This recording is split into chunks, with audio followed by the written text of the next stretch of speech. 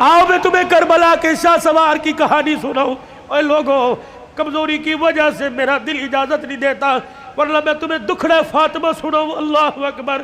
آخری وقت ہے سیدہ کا، آخری دن ہے دنیا سے جانے کا. حضرت علی نماز پڑھ کے تشریف لائے، دیکھا صبح صبح کام میں لگی پڑی ہے. سیدہ فاطمہ تو زہرا کا ہاتھ پکڑا. فاطمہ کیا کر رہی ہے؟ کہ علی مجھے آج ڈسٹرب نہ کر، مجھے آج روکنا، وقت بڑا تھوڑا، کام بڑا زیادہ ہے. تیرے کپڑے بھی دھو دوں، تیری روٹی بھی پکا دوں، رات کے برتن بھی دھو دوں، بچوں کا ناشتہ کروا دوں. ابھی تھوڑی دیر بعد روئیں گے، ان یتیموں کو ناشتہ کوئی نہیں پوچھے گا. ہر طریقے لگے خدا خیر کرے. فاطمہ کیا بات ہے؟ کوئی صحیح بات کر. کہ علی نماز پڑھ کر اشراق کی انتظار میں مصلی پہ بیٹھی اللہ اللہ کر رہی تھی.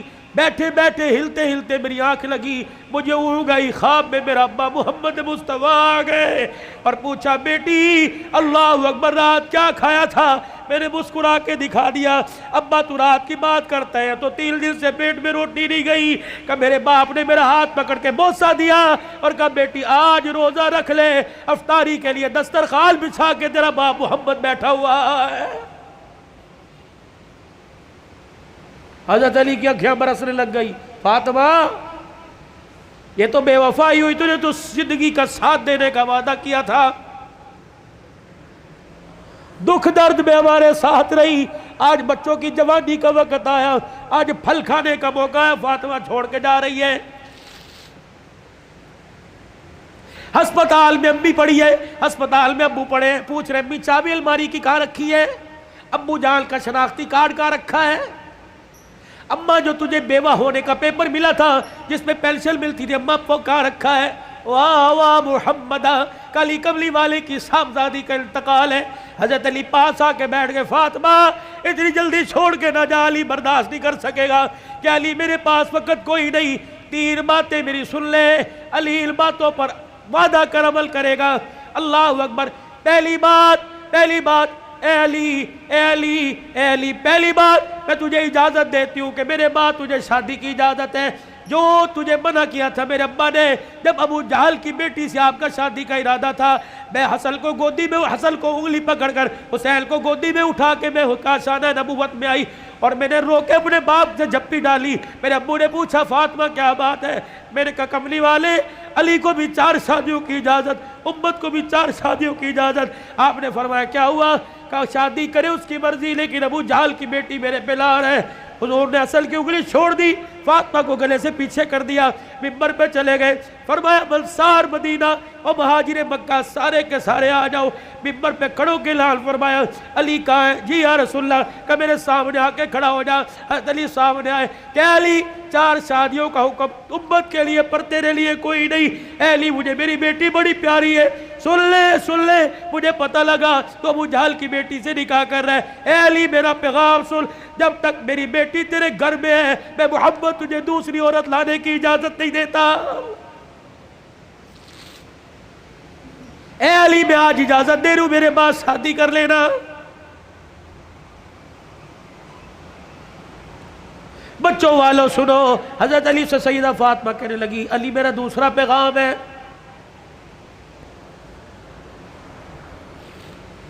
علی ایسی عورت سے شادی کرنا جو یتیموں کو، میری اولاد کو سنبھال سکے.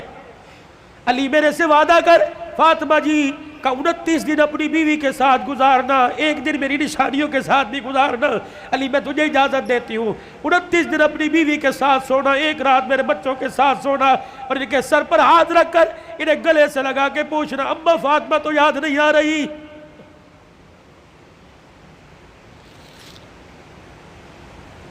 روایات میں لکھا حضرت علی کی ہچکی بندی ہوئی، حضرت علی رو رہے.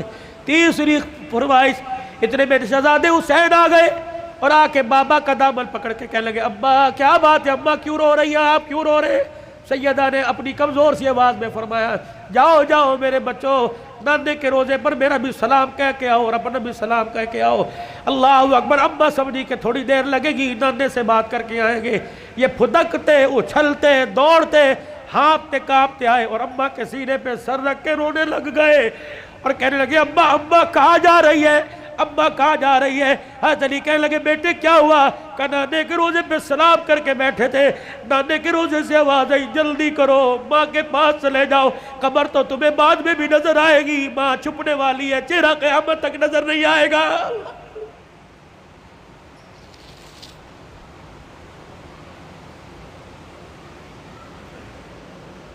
اور دوسروں کی ماں پر رونے والوں، کبھی اپنی ماں کی پریشانی پر بھی روئے۔